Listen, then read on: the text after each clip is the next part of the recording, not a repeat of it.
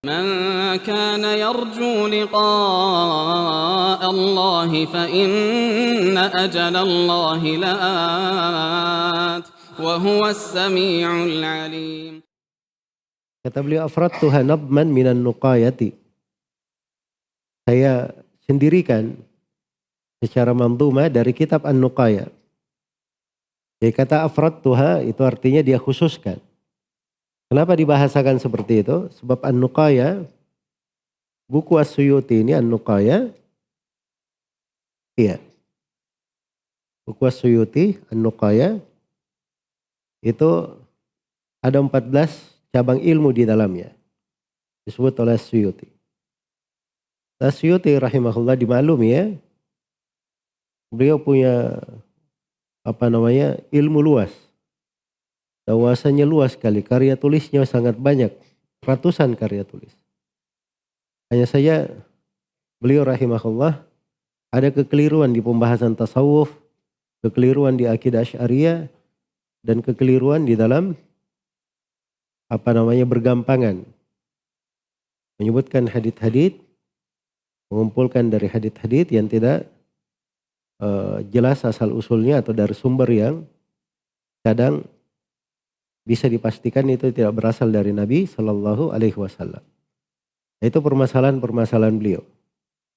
Karena itu sebagian dari ulum yang disebut dalam An-Nuqaya itu adalah hal yang dikritik terhadap As-Suyuti. Cuma di sini penulis mengambil satu pembahasan. Dan ini ilmu yang kedua yang disebut oleh As-Suyuti dalam kitab An-Nuqaya. Iya. Dalam kitab An-Nuqaya. Ya, di sini saya poinkan pembahasan yang keempat ya, ta'rif bi aslil mandhumah wa huwa kitabun Nuqaya. Kitabun Nuqaya ini karya siapa tadi? Karya As-Suyuti rahimahullah. Dan As-Suyuti sendiri itu sudah memberikan syarah ya terhadap buku An-Nuqaya itu. Beliau beri syarah judulnya Itmamud Diraya bi Qurra'in Nuqaya. Itu judul syarahnya. Iya. Jadi beliau sendiri sudah memberikan syarah di situ. Itmam ad-diraya li Qurra'in Nuqaya. Dan di Itmam ad-diraya ini di syarahnya itu ada tambahan-tambahan. Ada tambahan-tambahan. Yang tidak ada di kitab An-Nuqaya. Dan kalau kita baca buku ini akan tampak nanti bahwa penulis itu kadang beliau bahasakan dari buku An-Nuqaya murni, dan kadang beliau bahasakan dari buku An-Nuqaya, diambil tambahan dari Itmam ad-Diraya. Dan ada satu pembahasan, sedikit sekali. Itu pembahasan berasal dari tambahan penulis. Ini dari fawaid mandhumahnya ya. Ya jangan tuh kira bahwa ini mandhumah, dia murni dari Nuqaya saja, tidak ada tambahan dari penulisnya. Ada beliau masukkan tambahan. Dan itu biasa ya. Seperti Al-Iraqi, beliau menazam Muqaddimah Ibnu Salah dalam Alfiyahnya. Tapi Al-Iraqi punya tambahan-tambahan terhadap Ibnu Salah di dalam mandhumah tersebut. Dan itu biasa. Baik. Jadi ini terkait dengan buku ini. Kemudian yang penting juga untuk diketahui bahwa As-Suyuti di dalam kitabnya Nuqaya, dalam ulumul Quran secara umum, itu beliau istifadah dari buku gurunya Jalaluddin Al-Bulkini. Jalaluddin Al-Bulkini. Dan Jalaluddin Al-Bulkini dia punya buku judulnya Mawaqi'ul Ulum fi Mawaqi'in Nujum. Itu judul buku beliau seputar ulumul Quran. Ditulis oleh Al-Bulkini. As-Suyuti mengambil faedah dari situ. Baik. Karena itu kadang di dalam pembahasan ini ketika menjelaskan nazam ini dilihat dari kitab An-Nuqaya, kadang dilihat dari kitab Itmamud Diraya, dan kadang dilihat dari buku Al-Bulkini, Mawaqi' Al-Ulum, untuk merinci dari pembahasan-pembahasan yang disebut oleh penulis rahimahullahu ta'ala. Ini pembahasan yang keempat tentang ta'rif bi aslil mandhumah. Kemudian pembahasan yang kelima, manhajun nazim fil mandhumah. Iya. Metode penulis dalam menyusun mandhumah. Terus saya sebutkan ada 4 manhajnya. Yang pertama dzikru masaili ulumil Qur'ani ala uqud. Penyebutan permasalahan ulumul Quran dalam bentuk kalung-kalung pembahasan. Iya. Jadi manhajnya itu beliau klasifikasikan pembahasan menjadi kalung-kalung pembahasan. Di setiap kalung itu beliau bawakan bentuk-bentuk ulumul Quran di situ. Iya.